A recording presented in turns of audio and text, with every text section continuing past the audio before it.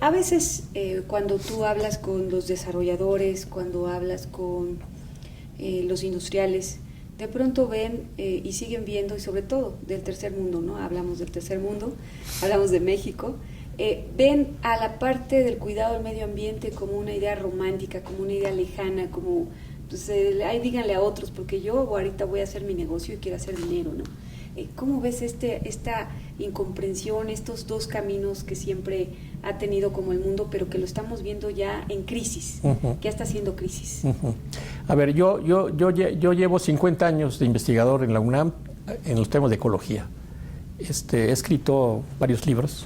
Mi próximo libro va a hablar exactamente de todo esto. Está a punto de salir el próximo libro, ya lo vamos a presentar.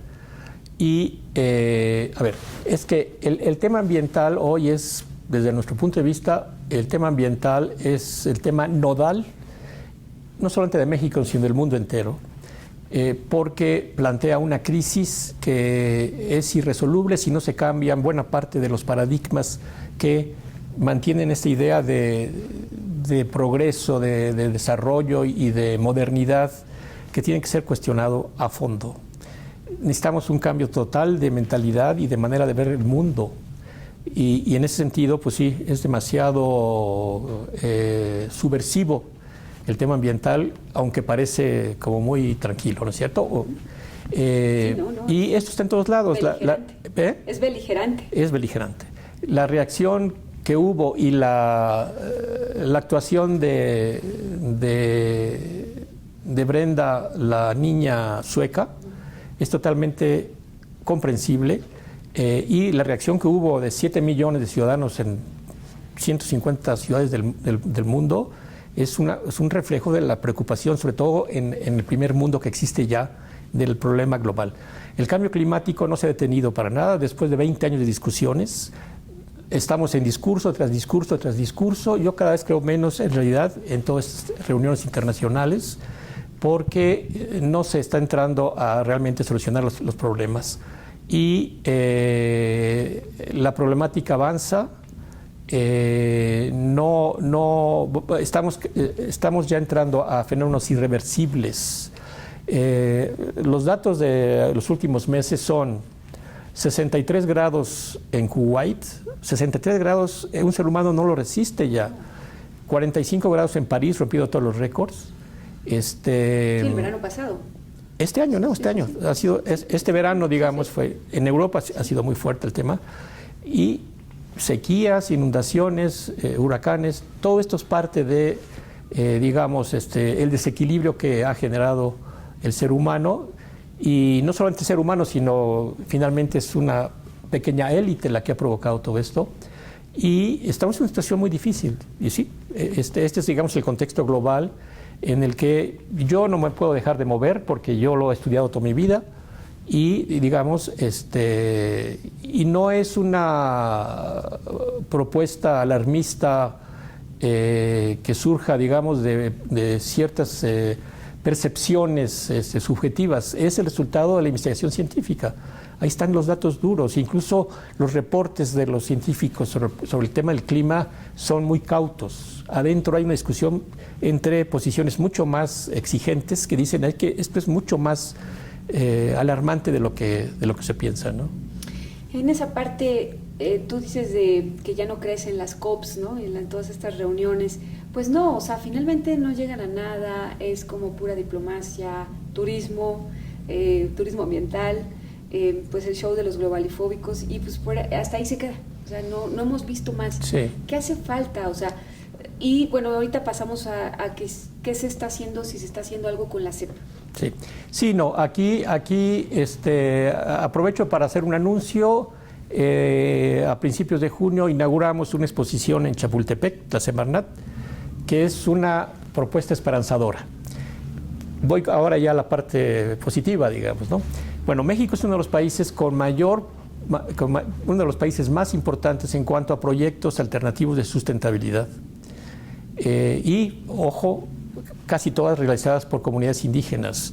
estoy hablando de los cafetaleros orgánicos, estoy hablando de las cooperativas de ecoturismo de Hidalgo, estoy hablando de los proyectos forestales en el trópico, justamente los proyectos entre los mayas, estoy hablando de los apicultores mayas, de los productores de chicle maya, de los productores forestales de Durango, de los pescadores de Baja California. Y en la exposición vamos a mostrar 15 proyectos de punta donde se está demostrando que es posible producción o servicios sin afectar a la naturaleza, con una idea también de donde la cooperación, donde la solidaridad entre las familias y la organización social nos están dando elementos para ver por dónde vamos a caminar en el futuro. O sea, ¿sí es posible la sustentabilidad? Claro que es posible. Y México es solamente uno de los ejemplos más importantes del país a nivel internacional ya reconocidos. La cooperativa cafetalera Tosepan Titatanisque en la Sierra Norte de Puebla, cooperativa Nahua, 40 años después, tiene 35,000 socios. Producen café, miel, cosméticos, proyectos para mujeres. Han construido 18,000 casas ecológicas para las familias indígenas. Hay un banco del pueblo, donde están los 35,000 socios, y ahí tenemos nuestros pequeños ahorros. ¿Ah, sí? Claro. ¿Por qué? Porque a diferencia de los bancos, pagan mejores intereses y prestan a más bajo recurso. ¿Por qué? Pues porque esto es parte ya del nuevo modelo que estamos impulsando. ¿Por qué? Pues porque no se quedan con el dinero que se queda en los bancos principales. La usura. La usura. Claro. Pero sorpresa, el dato que nos dan del Instituto Nacional de Economía Social del Gobierno es que en México hay 13 millones de usuarios de cajas de ahorro. Yo no sé cómo estarán los usuarios de los grandes bancos en México, pero 13 millones de mexicanos utilizan las pequeñas cajas alternativas y las cooperativas financieras. Y todo esto ha quedado también oscurecido, fuera de la mirada, porque tenemos un modelo dominante en la que parece que no existen alternativas. Entonces las alternativas sí son posibles, la sustentabilidad sí es posible. Totalmente. Pero entonces necesitamos voluntad, necesitamos decisión, necesitamos información. Eso es lo que necesitamos, porque... Sí. Por ejemplo, yo no sabía esto de esta cooperativa. Claro. Me estás diciendo, tú me estás informando a mí, sí. Y ahora estamos informando a la gente, entonces sí. Habría que informar más sobre estas situaciones. Sí. Todo esto va a venir todo en mi libro, ya con algunos apuntes de por dónde se tiene que caminar, y esto es lo que se está discutiendo en toda América Latina, no nada más en México, que por cierto mi libro va a coincidir con otros libros que ya vienen también en camino, en la misma línea, de colegas muy brillantes. En América Latina también está también lleno de experiencias exitosas, en Colombia, en Brasil, en el norte de acá, en Guatemala, en Nicaragua, en Cuba, toda la alternativa agroecológica. Los cubanos, en una situación de mucha crisis, cuando se quedaron sin petróleo porque se vino abajo la Unión Soviética, tuvieron que cambiar todo su modelo energético. En Cuba se quedaron sin alimentos. Prácticamente se desfondó todo el sistema de agricultura industrializada porque no había gasolina, ¿no? Entraron en una crisis brutal. ¿Y cuál fue la reacción? Los ciudadanos se organizan y con los agroecólogos cubanos comienzan a generar alimentos en las ciudades, ¿no? En los pequeños predios, en los baldíos y en las periferias de las ciudades. Hoy Cuba, el 80% de los alimentos de Cuba se producen en pequeñas zonas, están los barrios organizados con métodos agroecológicos. Ese es el futuro. ¿Qué pasó con el Tratado de Libre Comercio y los recursos naturales? Pues también ahí se pusieron al servicio las aguas para empresas como Coca-Cola, como Bonafont. Todo esto, ¿con el nuevo? Con el Tratado de Libre Comercio pasado. Ah, el pasado. Ajá. Todo esto ayudó a estas empresas, ¿no?, a no pagar el agua. Los tratados de libre comercio hoy en día son mecanismos de sujeción fundamentalmente de los grandes capitales para, dominar los mercados nacionales y efectivamente meterlos en un conjunto de reglas que están obligados. No conozco a fondo el tema del antiguo, del Tratado de Libre Comercio que se está dejando, pero efectivamente hubo muchos candados que efectivamente iban en contra. Por ejemplo, el tema de las semillas, que en el nuevo tratado también hay cosas muy... Los transgénicos, ¿no? El tema. El costo de los transgénicos, ahí no se entraba tan a fondo, pero sí, es decir, la tendencia de los tratados de libre comercio es mercantilizar los bienes y servicios de los países, y incluyendo el tema del famoso protocolo de Nagoya, que también pretende entrar al tema del conocimiento indígena sobre recursos. En fin, ahí estamos muy en desacuerdo y necesitamos acotar con leyes nacionales los impactos negativos en términos ambientales de los grandes tratados comerciales. ¿Aquí en el TEMEC también tendrían cosas que...? ¿Perdón? ¿En el TEMEC también, en el último? No conozco a fondo realmente los principales puntos del tratado, pero sí lo que puedo decir es que está también otra amenaza con el famoso Pacto del Pacífico. Sí, que ahí también hay cosas que también son muy preocupantes y que tendrían que ser examinados con mucho cuidado. ¿Cómo cuáles? Muchos candados que, por ejemplo, encadenan, por decir algo, la libre producción de semillas y el libre intercambio de semillas, y que en este caso empiezan a surgir candados internacionales que finalmente hacen que el mercado de semillas quede en manos de unas cuantas compañías. Este es un poco el modelo que se repite en muchas otras materias primas, etcétera, ¿no? Ahí, retomando el tema, el asunto de los transgénicos, ¿consideras que es una tecnología obsoleta? Totalmente. No solamente obsoleta, es una tecnología perversa. El mayor daño, es muy importante que lo sepa la gente, el mayor daño a la vida y a la biodiversidad del planeta lo está provocando la soya transgénica en Sudamérica. En Sudamérica, el último dato que tengo, son 54 millones de hectáreas sembradas entre Brasil, Paraguay, Argentina, un poco de Uruguay y Bolivia, en la que han arrasado con los ecosistemas y con las selvas. 54 millones de hectáreas es la cuarta parte de México. Pero no solamente eso, las compañías en contubernio con el gobierno de Brasil, el gobierno de Argentina. Soya, ¿para quién? Para los chinos. Es básicamente soya para los chinos, que se vende muy bien, digamos, ¿no? Han arrasado con esta cantidad de superficie de la tierra, pero además el uso de los transgénicos conlleva el uso de un herbicida, el glifosato, que ya quedó demostrado que es un agente cancerígeno.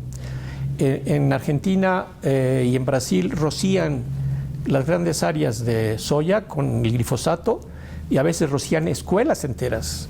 En Argentina hay un movimiento enorme. Han encontrado glifosato en la sangre de ciudadanos de Buenos Aires. O sea, la situación realmente, porque no se conoce, muchas veces la información no circula, ¿no? De hecho, tenemos información que en Argentina hay muchos casos de cáncer por el glifosato. Por el glifosato, así es. Y hay un movimiento muy fuerte de médicos y de ciudadanos, ¿no?, denunciando todo esto, ¿no? En esta parte tenemos el problema en el sureste mexicano, en Copelchen, en el norte de Campeche, ¿no? Sí. Noreste de Campeche, sí. Y también hacia Bacalar, hacia esa parte. Sí. Están los menonitas y están devastando. ¿Hay manera de pararlos? ¿Ya los pararon? Sí, bueno, ese es otro problema más que efectivamente se tiene. La buena noticia es que Semarnat, junto con ACID y Salud, estamos ya trabajando y vamos a impulsar una legislación para que se prohíban los transgénicos en México y, digamos, también siguiendo las líneas del presidente López Obrador. Estamos trabajando en eso ya, pero mientras tanto, efectivamente, la siembra de soya transgénica en Campeche especialmente se está haciendo a contrapelo, es decir, se está haciendo de manera por lo menos inmoral, si no es que ilegal. Pero efectivamente en eso se está.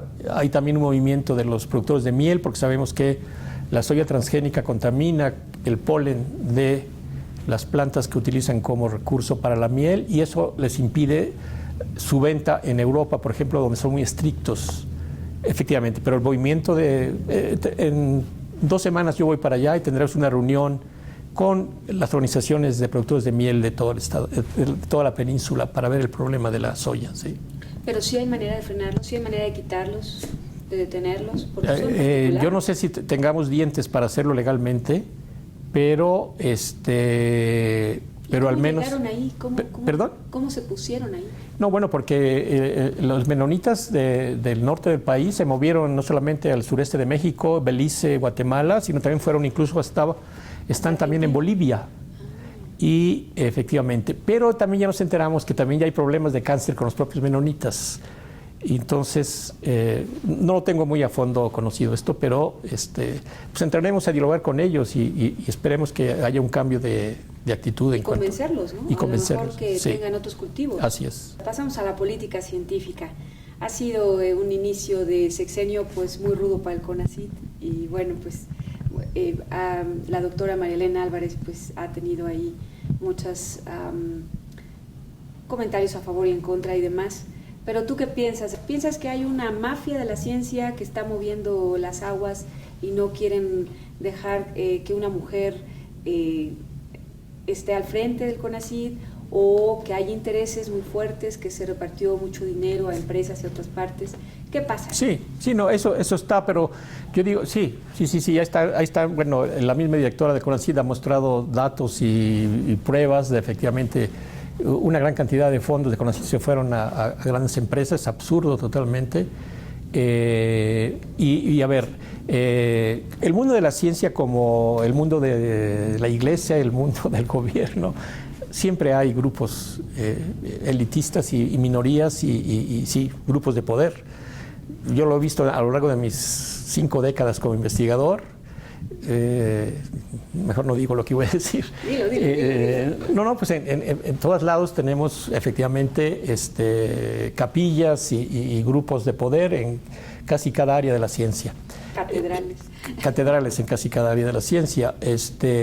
Pero más allá de todo eso, yo creo que el tema es, de nuevo, lo que provoca la situación de emergencia hoy en el mundo, también está provocando un sacudimiento en las áreas de ciencia y tecnología. Porque ya no es posible, también ahí hay una crisis epistemológica, hay una crisis del tipo de conocimiento, y ahorita ya estamos en una nueva fase de producción científica que tiene que ver con la interdisciplina. Ya no son las especialidades aisladas unas de otras, porque ya está demostrado que el mundo no lo podemos interpretar correctamente si no es con una mirada holística, integral. Claro. Punto número 2, ya no podemos hablar de un investigador sin ética social y ambiental. Y tercero, el tercer elemento de esta nueva ciencia que está en todo el mundo ya, es la vanguardia de la ciencia en el mundo, es una ciencia que tiene que tener una íntima relación con los ciudadanos. Claro, ¿no? Servir a los ciudadanos. Entonces, esto es lo que también ha venido a mover la doctora Elena Álvarez. Entonces, estas reacciones, más allá de las mafias y de lo que cotos de poder, hay también una reacción porque se les mueve el piso en su manera de hacer ciencia. Yo esto lo he dicho en todos lados, en mis artículos en La Jornada, y estoy totalmente de acuerdo con la política que sigue la doctora. La política científica que México necesita es esta que está impulsando la doctora Elena, con estos 3 elementos. Totalmente, pero además lo que he visto, porque ella ha tenido foros, ha estado girando por todo el país, y la reacción de los investigadores es totalmente de acuerdo. Claro. Digo, ¿quién se va a oponer a esto? Digo, y no se trata de abolir las especialidades o la expertise de los investigadores, no, sino es de conjuntar, es hacer una ciencia nueva, diferente, comprometida, ¿no? En equipo, colectiva. Es otra idea de ciencia. Yo siempre lo he estado escribiendo sobre esto. Sí. Volviendo al asunto de lo que tenemos que hacer con los ciudadanos, cómo empoderar a los ciudadanos en la parte ambiental, cómo educarlos. ¿Hay algún convenio con la SEP, Vicemarnat? Está justo, sí. Niños? Ya tenemos el convenio marco.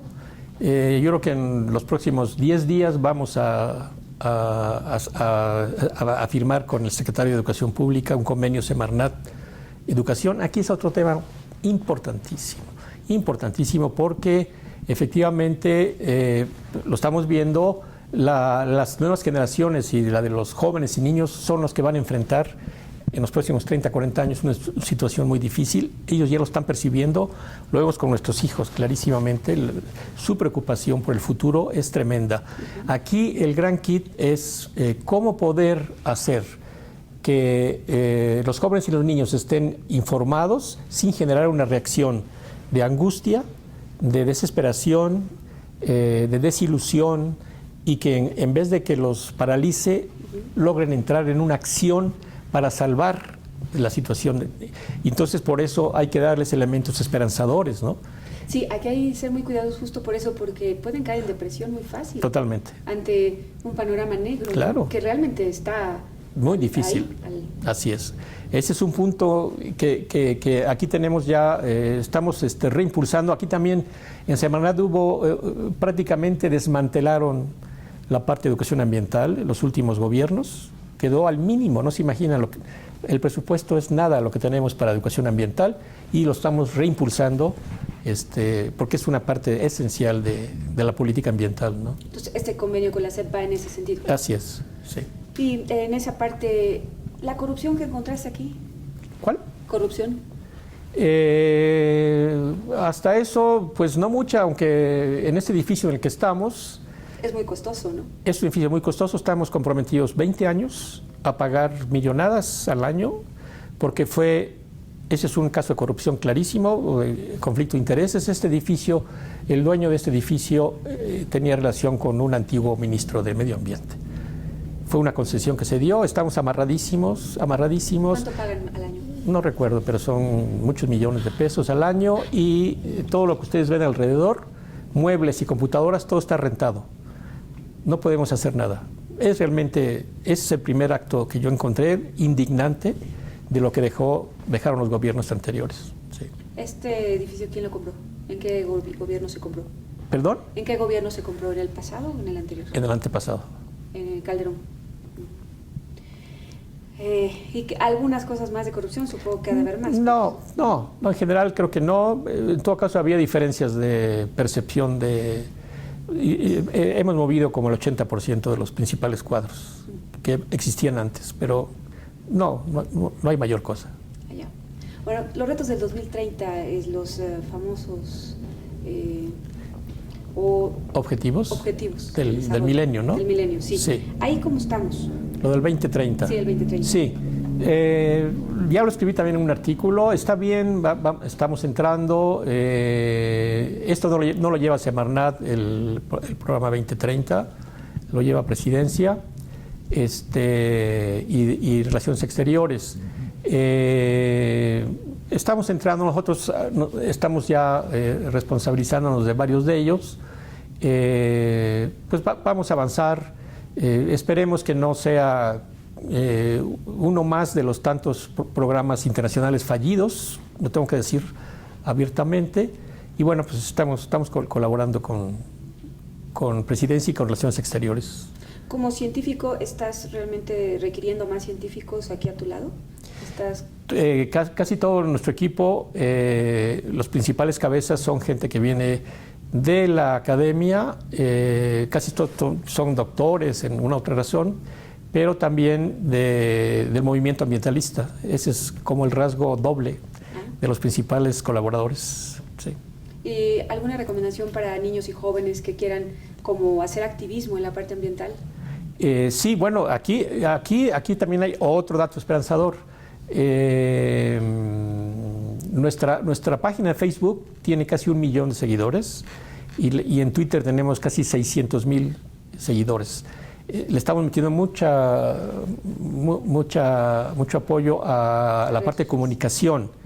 Por eso lo de la exposición, ya viene una colección de 10 libros finales de año, que va a ser de difusión masiva. Estamos muy activos en redes sociales. Tenemos aquí a jóvenes de los becarios, de los becados, brillantísimos, jóvenes de 20 años. ¿Jóvenes construyendo el futuro? Aquí tenemos, yo creo que están aquí como unos 200 jóvenes trabajando en Semarnat. Y en el tema de comunicación, jóvenes brillantísimos manejando el tema de animación y de diseño y de infografía.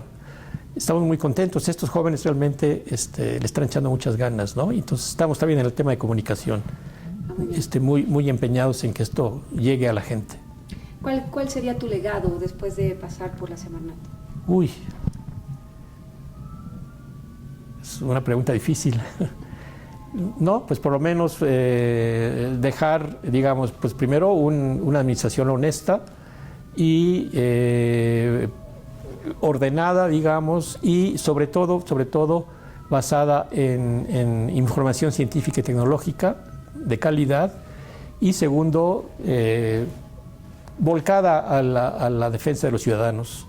Yo creo que un gobierno de izquierda es aquel que permite acotar al capital y que pone el Estado al servicio de la ciudadanía. La diferencia con un gobierno neoliberal en la cual hay un contubernio entre capital y Estado. Esa es la gran diferencia y se puede matizar de muchas formas, pero para mí eso sería un gobierno de izquierda. Pues Víctor Toledo, ¿algo más que tengas que decirnos? No, pues muchas gracias por venir hasta acá y por la entrevista. Ha sido muy rica la entrevista. Muchas gracias. Pues gracias Víctor, esperamos que no sea la primera vez. Sí. Y gracias a todos ustedes por estar con nosotros aquí en Alcanzando el Conocimiento, una herramienta vital. Hasta la próxima.